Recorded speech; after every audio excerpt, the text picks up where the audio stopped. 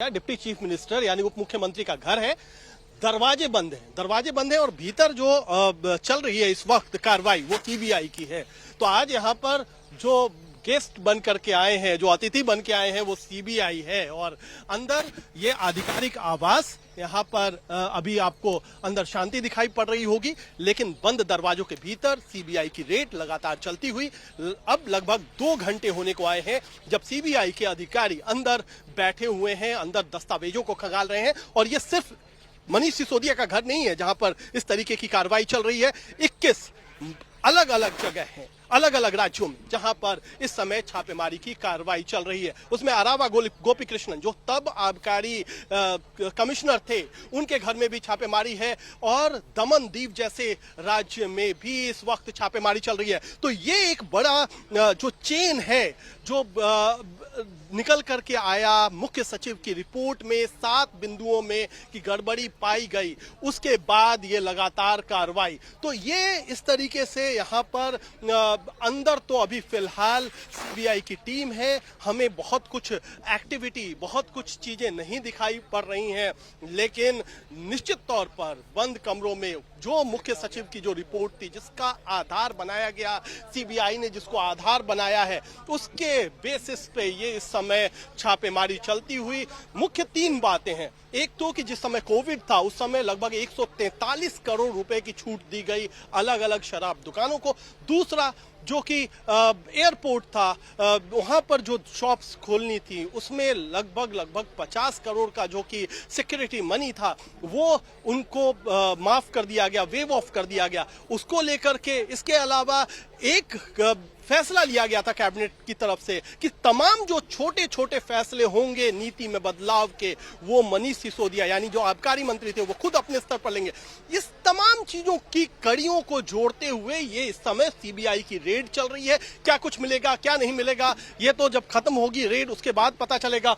अपने अपने दावे आम आदमी पार्टी के, बीजेपी के, लेकिन निश्चित तौर पर ये जो मामला है ये अब गंभीर होता जा रहा है। और इस बात से भी थोड़ी सी शंका बढ़ती है कि नवंबर में यानी पिछले नवंबर 2021 में ये पॉलिसी आई थी और उसको वापस लेनी पड़ी जून के महीने में, जून जुलाई के महीने में। तो निश्चित तौर पर 8-9 महीने में क्यों वापस लेना पड़ा, ये भी बड़ा सवाल है। 11 अधिकारियों के खिलाफ इस समय जो अनुशासनात्मक कार्रवाई है उसकी अनुशंसा की गई है उपराज्यपाल की तरफ से। जो सबसे मुख्य अधिकारी हैं अरावा गोपी कृष्णन, जो कि तब आबकारी जो पूरी नीति बनी थी उसको बनाने के कर्ता धर्ता गोपी कृष्णन ही थे, उनके घर पर छापेमारी चल रही है, उनके अलग अलग जगहों पर चल रही है। इसके अलावा कई सारे अधिकारी हैं एक्साइज डिपार्टमेंट के, जैसा मैंने बताया अरावा गोपी कृष्णन के अलावा 10 सीनियर स्तर के अधिकारी हैं, जिसमें जो आईएएस अधिकारी भी हैं, दानिक्स अधिकारी भी हैं और भी अलग अलग स्तर के अधिकारी हैं। तो उन तमाम लोगों के घरों पर इस समय छापेमारी चल रही है। क्योंकि ये पूरा मामला, जो आईएएस अधिकारी होते हैं वो यूनियन टेरिटरी कैडर से जुड़े होते हैं, तो ऐसी जगहों पर जहां पर उन अधिकारियों की नई नियुक्ति की गई है, उन राज्यों में भी जैसे मैंने बताया दमन और दीव, वहां पर भी कुछ अधिकारी यहां से जा गए थे ट्रांसफर के बाद, उनके घरों पर भी इस समय छापेमारी चल रही है। तो एक सघन कार्रवाई है।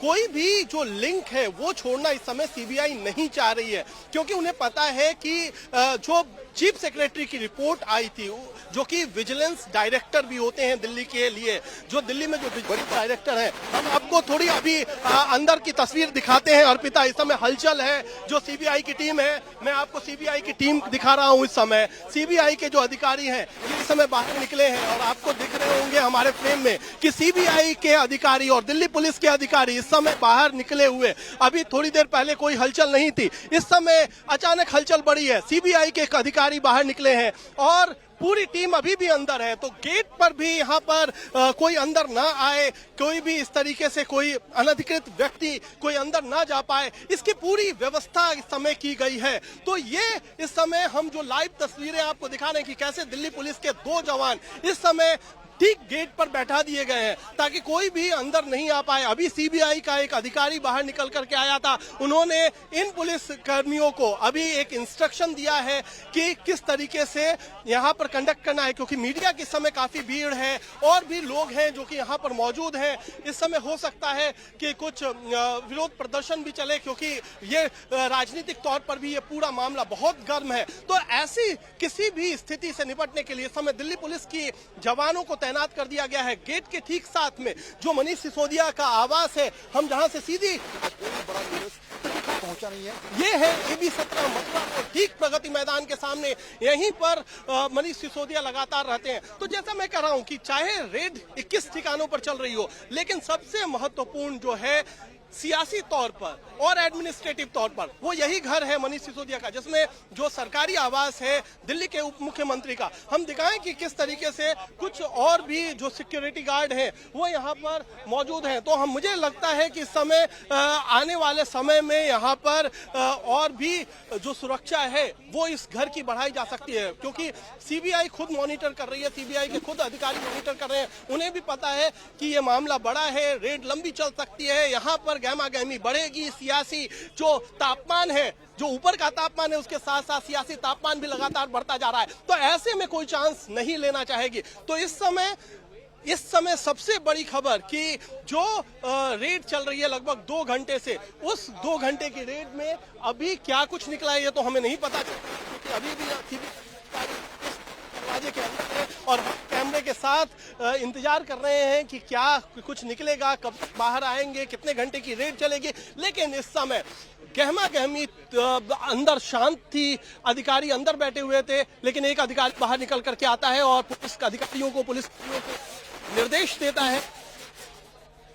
गेट अभी भी पूरी तरह बंद है। जो झरोखा है उससे हम आपको तस्वीरें दिखा रहे हैं, इस झरोखे से आपको तस्वीरें धीरे धीरे दिखाई पड़ रही हैं। तो यही जो है वो स्थिति है इस समय।